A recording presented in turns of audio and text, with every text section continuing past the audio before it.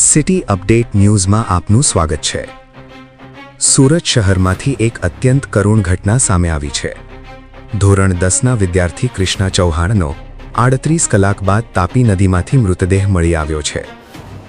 ધૂળેટીના દિવસે હોળી રમ્યા બાદ કૃષ્ણા પોતાના માસિયાઈ ભાઈ અને એક મિત્ર સાથે સરથાણા પ્રાણી સંગ્રહાલય પાછળ તાપી નદીમાં નહાવા ગયો હતો।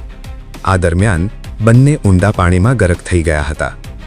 મિત્રે તેમને ડૂબતા જોઈ ગભરાઈને પાણીમાંથી બહાર આવી ગયો, જ્યારે એક યુવકનો મૃતદેહ તરત મળી આવ્યો હતો।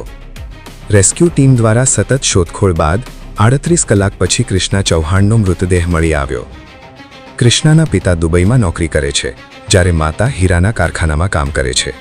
પરિવારનો એકમાત્ર દીકરો ગુમાવતા પરિવારમાં ભારે શોકનો માહોલ છે।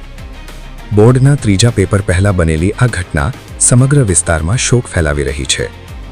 City update news Sufiyan Mulla જોડાયેલા રહો, કારણ કે હવે શહેર નહીં સમગ્ર દેશ કહેશે।